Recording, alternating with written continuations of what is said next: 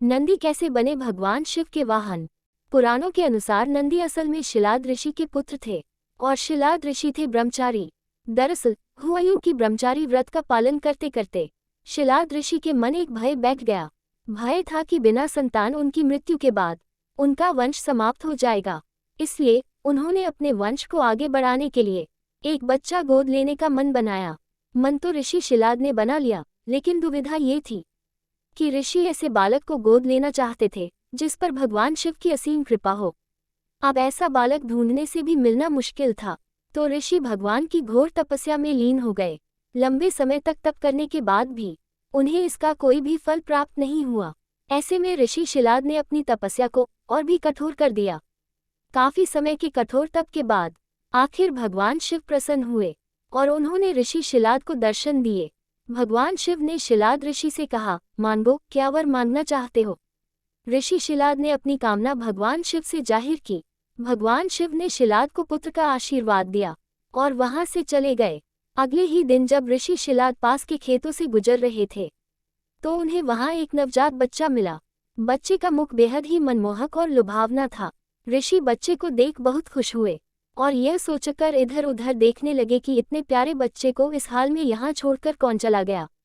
तभी भगवान शिव की आवाज आई और उन्होंने कहा, शिलाद यही है तुम्हारा पुत्र। अब तो ऋषि शिलाद की प्रसन्नता का कोई ठिकाना ही नहीं था। वह उसे अपने साथ अपने घर ले आए और उसका लालन पालन करने लगे। देखते देखते नंदी बड़ा हो गया। एक दिन ऋषि शिलाद के घर 2 सन्यासी आए। ऋषि शिलाद की आज्ञा से नंदी ने दोनों सन्यासियों का खूब आदर सत्कार किया, उन्हें भोजन कराया। ऋषि शिलाद के घर मिले। इस सेवा भाव से दोनों सन्यासी अत्यधिक प्रसन्न हुए। उन्होंने ऋषि शिलाद को दीर्घायु का आशीर्वाद दिया, लेकिन नंदी जिसने उनकी इतनी मन से सेवा की थी उसके लिए एक शब्द भी नहीं कहा। सन्यासियों द्वारा ऐसा किए जाने पर ऋषि शिलाद को आश्चर्य हुआ। अपनी जिज्ञासा को शांत करने के लिए शिलाद ने सन्यासियों से ऐसा करने के पीछे की वजह पूछी। तब सन्यासियों ने बताया कि आपके इस पुत्र की आयु बहुत कम है, इसलिए हमने इसे कोई आशीर्वाद नहीं दिया। नंदी ने सन्यासियों की यह बात सुन ली।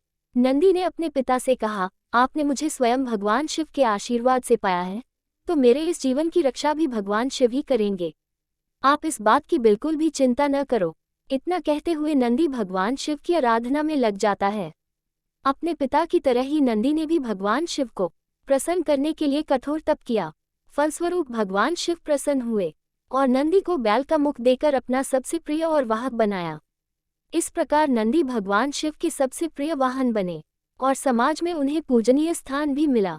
यही वजह है कि भगवान शिव की आराधना से पूर्व उनके प्रिय नंदी की पूजा की जाती है। अगर आपको हमारा वीडियो पसंद आए तो कृपया लाइक करें, सब्सक्राइब करें और बेल आइकन दबाएं।